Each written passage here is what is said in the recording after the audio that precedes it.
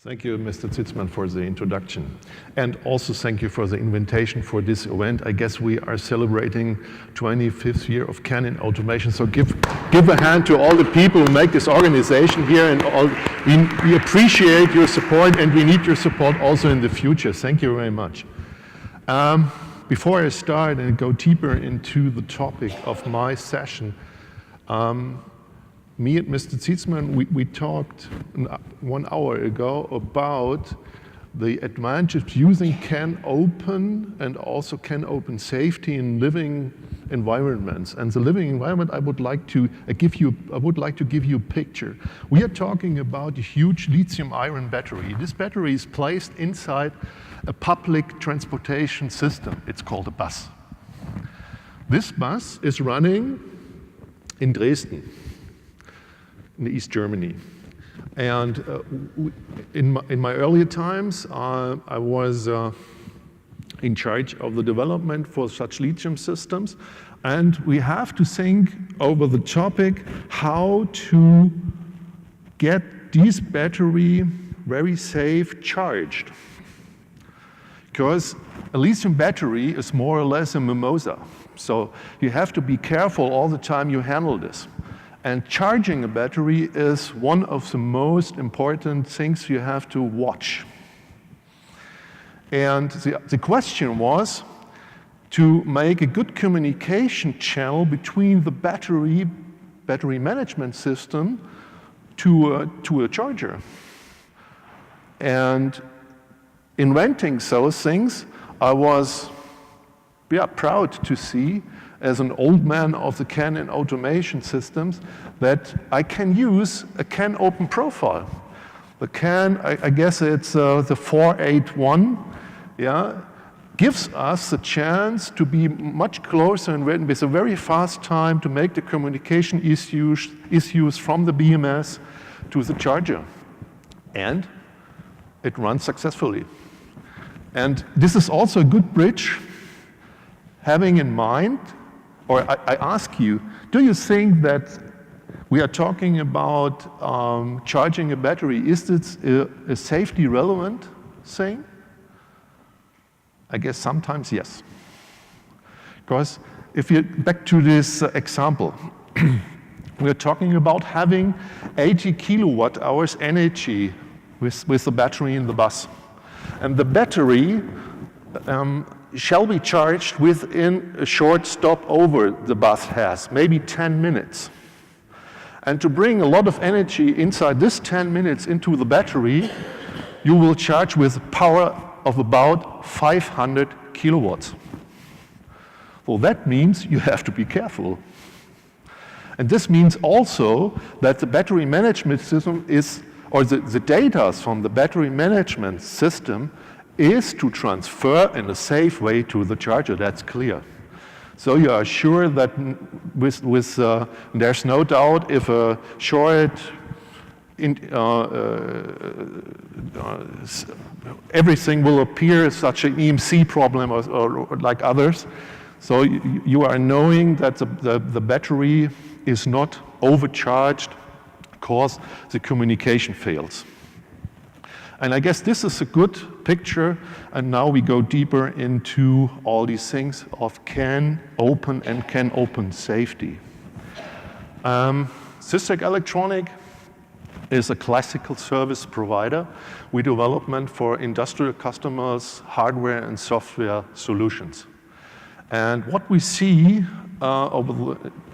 till the last 5 years is that the demand to have safety communication grows and grows. It's maybe also related, and it may be sailing on the same ship like Industrial 4.0, IoT, sensor to cloud, and all these famous words and popular words here we all knowing. And therefore, I would like to start with a short view. Where is CANopen inside Industrial 4.0, and what is the benefit of having this, let me say, new impulse in the market? So first of all, I see this thing is a strong driver for all communication stuff. And also the classic field bus system in CANopen is such kind of a representative of a field bus system, will be pushed. That's great. So on the other side, I see also this may be a competitive situation, because more or less many people are now talking, hey, why we need such particular and sophisticated field bus systems. Now I can use Ethernet. I make all the things with Ethernet communications. Okay, but if you look closer to the things you have to do, we will see that in the competitive situation you will find good arguments that even also CANopen is a strong and a good system for special systems. So for me, it is a great driver. And having more communication inside or with this Industry 4.0, having more things which are related with communication, you automatically talk about having distributed safety. What's that mean for me? The classical way is you have, in such a kind of an application, you have a sensor. The sensor is maybe a pressure sensor, and the sensor in the last decades will send this data via an analog output, via an analog interface to a PLC or a measurement system. And what we see is that more companies are now talking about get rid of this analog world and having also for tiny little sensors controllers inside and transfer this data in a digital way. And if you're talking about a pressure sensor, and this sensor is maybe installed in a crane, yeah, and you will take this signal from the sensors to have a circuit breaker, and you can switch off the motor if this sensor says, okay, the pressure is now too high. You immediately see also that there's a necessity of having a safe way for the data transmission from the sensor to an actor. And we see it also later, CANopen and CANopen safety is really a good thing to do that. Okay, I guess here in this plenum are many people sitting which are knowing much more than me about all the CAN basics. But maybe now we are sitting in a helicopter and we're looking from this view down, and we see what is the difference between CANopen and CANopen safety. Yeah, CANopen or CAN is even a system, and there's also a strong feature this system has, where each node can talk to a node. So you have not an exponented master and a slave. So this means also you have a little bit chaos in the system if you're looking to the communication path. And I guess with my words, chaos and safety will not become friends. So you have to be careful, yeah? And you have to counterbalance what is communication to all nodes the right way, and or is it the best way, having the highest level of safety integrity to talk about having then a node-to-node communication. But we see that also later. So with these two simple pictures I would like to show. The upper picture is you can talk to each other, everyone can talk to each other, and if you're talking about CANopen safety, you have a stronger pairing between the transmitter and the receiver. That's a simple concept.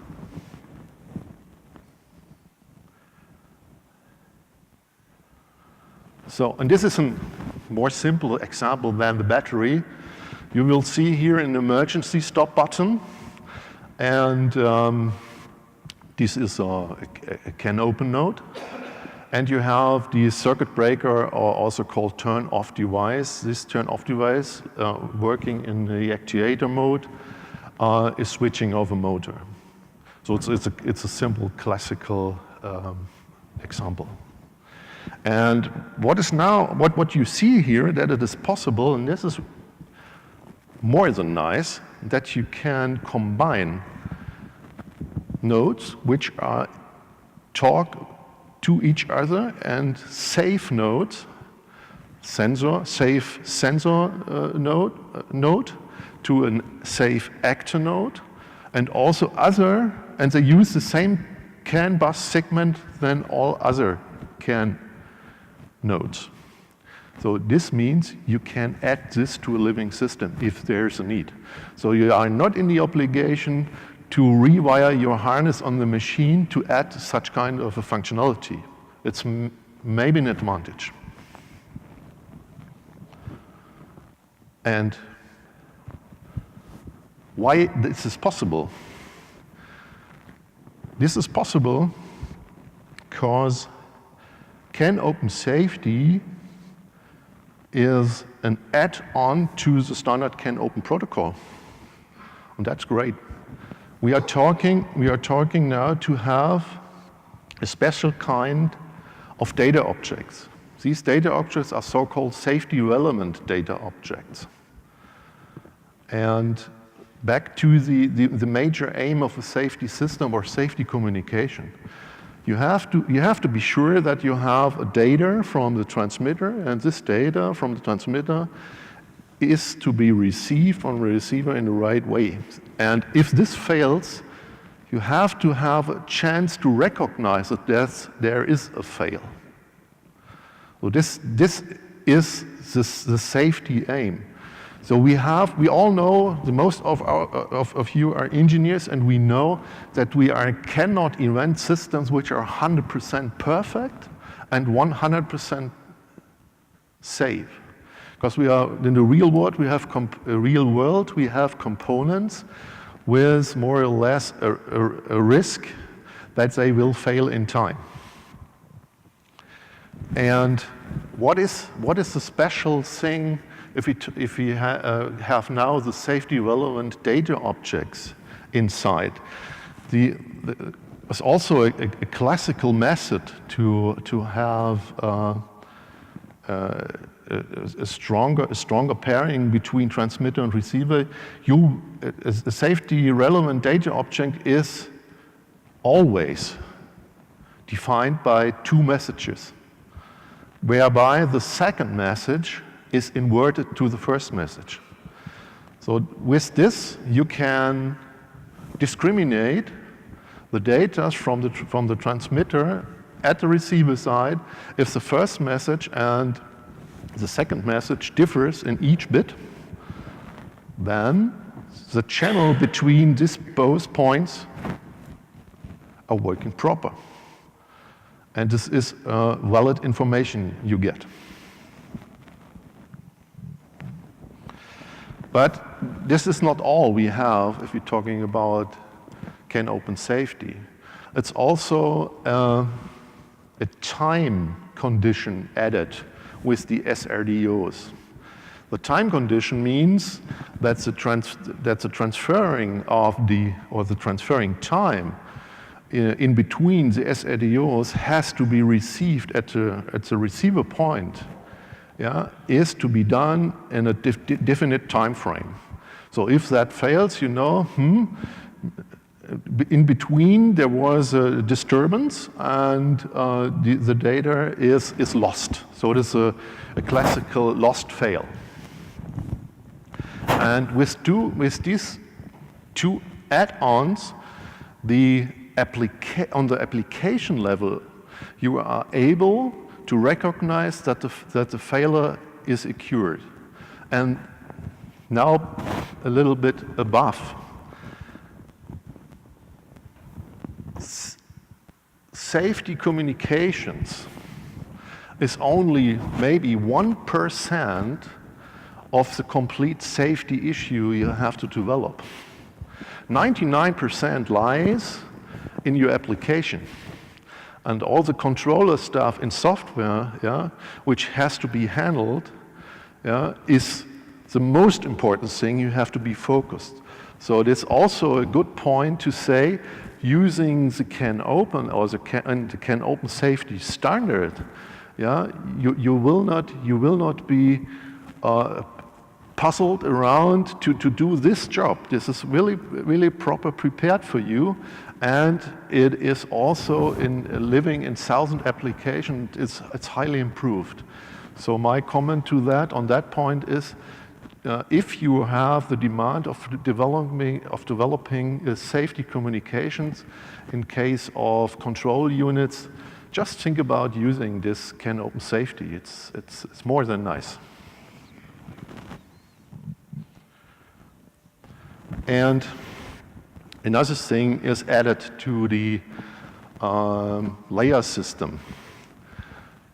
To have a chance to recognize all these faults or failure systems which are written here on this slide, you need to have a kind of a so-called safety communication layer. The safety communication layer is in between your application and the physical layer. I have another picture, and it's related to the hardware. I go back to the slides, but now I go to this. On the left-hand side, you will see that you have more than one choice to build up also the hardware for such a kind of a safety system. And this is also a big advantage. Yeah? If you're looking to the microcontroller world and you would like to have a safety, you have to build up a safe system, you will find immediately in the internet a lot of microcontrollers which more than one CAN controller inside. And this is also a big advantage because you can have. So no, there's just a small joke before. For me, there are two famous words if you're talking about safety. Yes, and this is the word feasibility or probability and redundancy. With these two words, you have the key in your hands to make safety applications.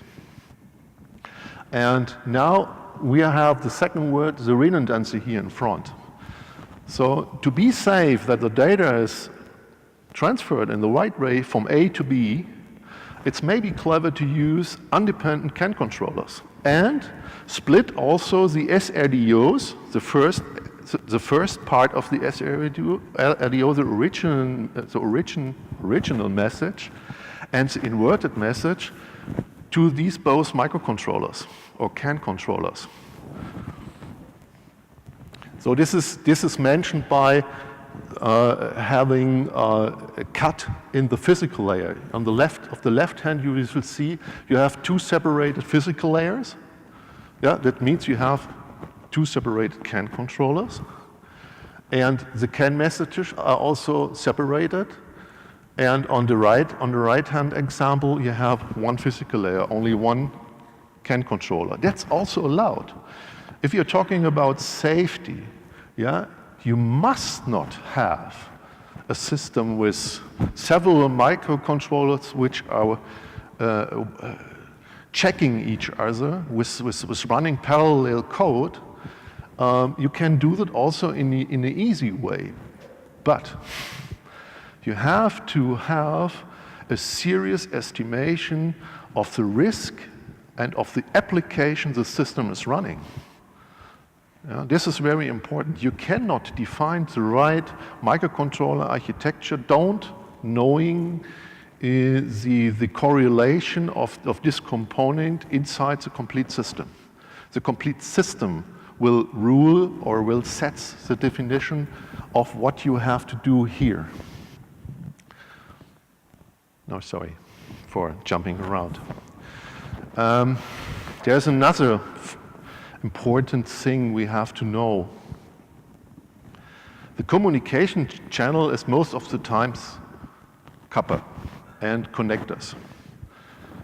And as I mentioned before, we know this is not a perfect system. This will fail. We know that.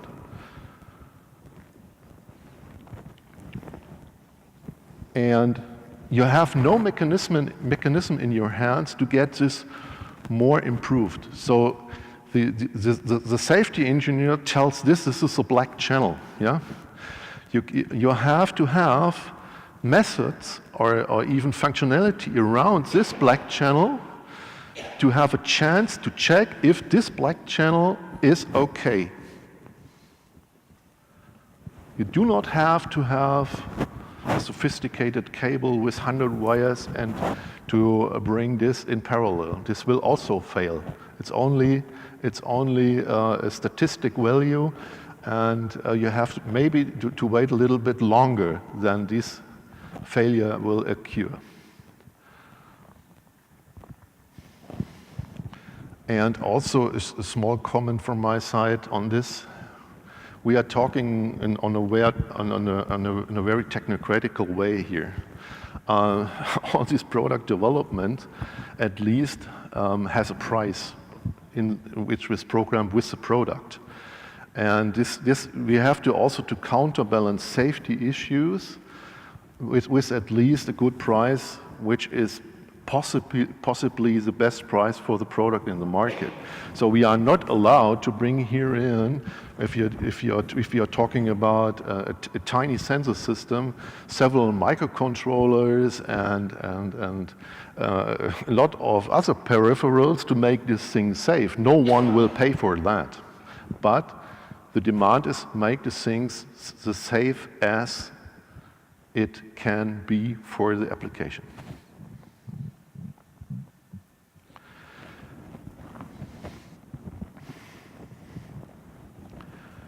With this table, we will find this also in the handouts, and there is a little bit more information around. We compare two hardware solutions. And looking to all these numbers and figures, you see there is a very important number is the safe failure fraction. This is the relationship of all, let me say that in a very easy way, of all failures that can occur to all the failures you can expect in relation to all the failures that can occur. So you have more or less a statistic number then. How safe is your system? And this number is also part of a system which is defined on a famous method or standard. It's the EN 50158, I guess, where particular safety integration levels are defined. With other words, you will find 4 levels from, or you find 6. But I'm now focused to 4 levels. You have the safety integration level 1.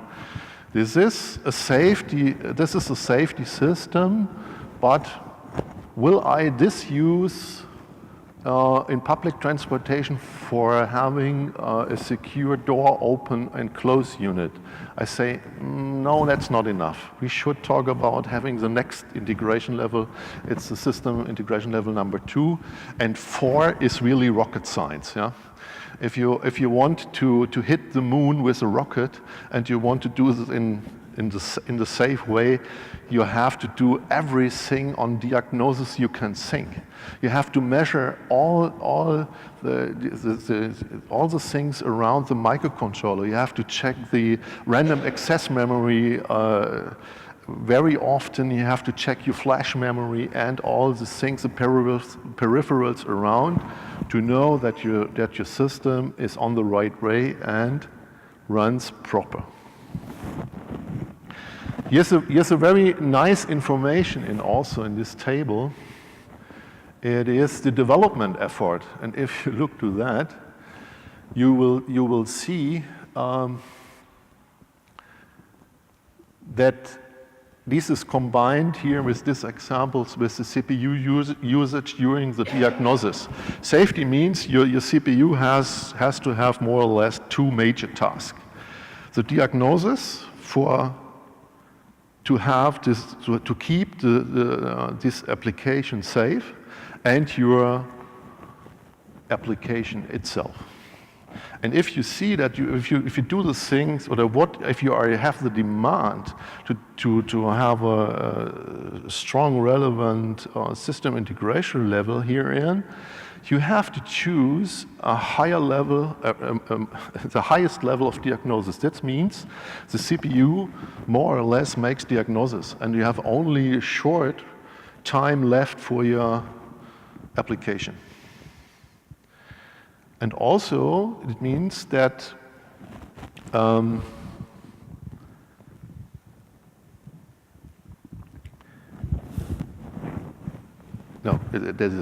comparison, you can change that, and you can have a safety system in a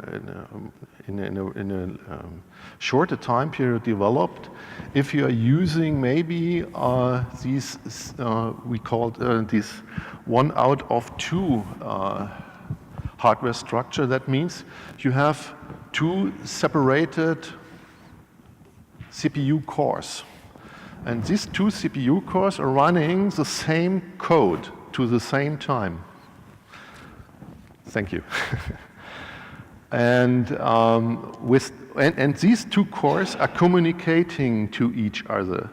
So you are knowing that these both cores, running the same code.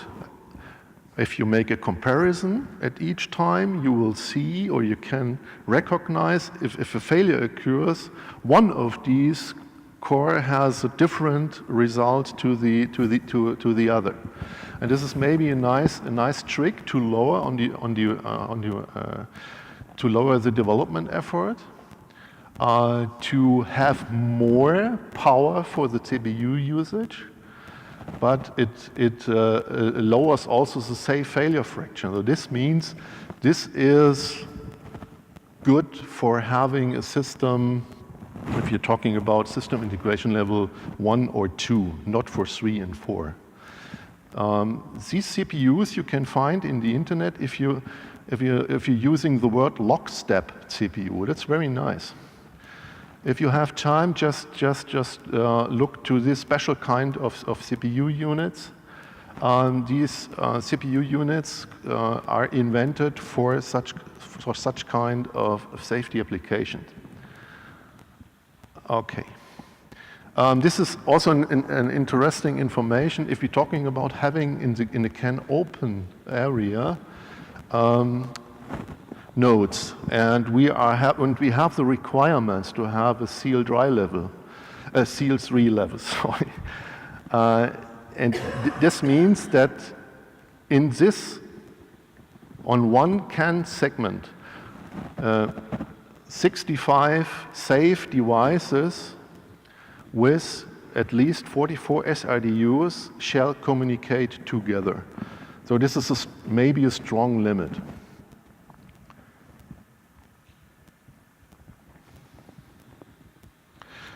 You will find this also in the handout. This is a table where we have a relationship, and this is defined according with the standards 61508.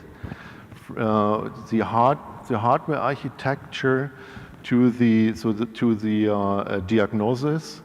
If you have, as I mentioned, you have these both failures, the dangerous failures and safe failures, and in the recognition of that, in combination with the hardware, gives you a clear advice on which safety integration level you are. So the conclusion of that is, if you are in the obligation to develop a safety system, then you have to think about the complete life cycle of the product. Because safety is not only the situation the system is running. You have to estimate all the things around the development, the manufacturing, and and till the time this product dies. And it's very important to get in touch with institutes like TÜV or VDE or other experts in a very early time of the product development. Because if you have the first concept, discuss this first concept with these guys. So at the end of the day, you have to get a good certification for this product. And you have to show that your documentation, your tool chain, and all the things you're using to develop this is good enough to reach this safety integration level. And from my point of view and our experience is you do that in the first minute you are thinking about building a safety system. If you're talking about SEAL 4 or SEAL 3, I guess which starts that, you need also a special person in your team. It's called FUSI manager, functionality safety manager, with other words. So it's really an expert only for safety development. Okay, and according to the time, I guess I'm run out of time. Yeah, or have I some minutes left? Okay, okay, I'm still in the end. Yes, a very important thing is if you make a development, just recognize that you do maybe the development. No, the development needs more than the double of time of your normally knowing how long a development takes. And this due to the fact that the documentation you need and all the validation processes, even if we're talking about having software here, if you're talking about an embedded system, it will take time for all the testing and documentation. So this will double your time, and it will double also the effort, and that means it will cost even more. That's a simple truth. And I close my session with a statement that the ISO and CANopen is really an improved and robust system. So please use it also if you're talking about safety. And the CANopen safety stacks, a lot of these stacks available in the market. Sometimes they are pre-certificated and also improved with a lot of applications, so you are sure that you choose the right stuff. So that's it. Thank you. Thank you for your attention.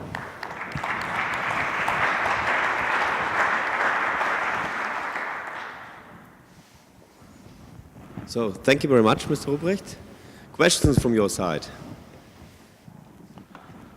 So maybe I'll start with the first question.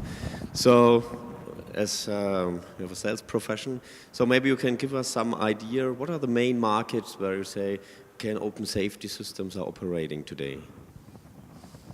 Okay, we see that all of the industrial markets has a demand of having this CANopen and CANopen safety systems.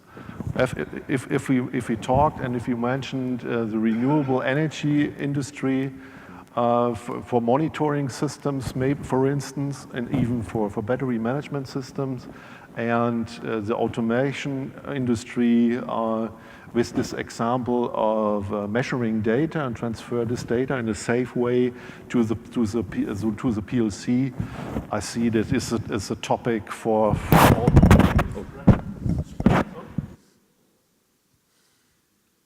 Okay. Okay. And maybe a second question. So we heard here a lot about CANFD. And what are the thoughts at Sys Tec with regard to CANFD in combination with safety or CANopen safety, embedding such an embedded system in an entire safety architecture? What are the thoughts, and do you think this can be beneficial in future? Yeah, this is a clear topic of the future for us. We're still waiting that CANFD is really inside the market and it will function. What we are doing also for today is that we are making bridges and gateways from CANopen, classical CANopen systems, with MQTT also to cloud applications.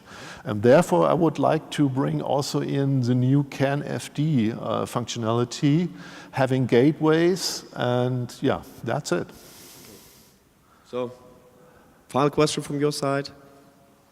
No? Then thank you once again, Mr. Rupprecht. Okay.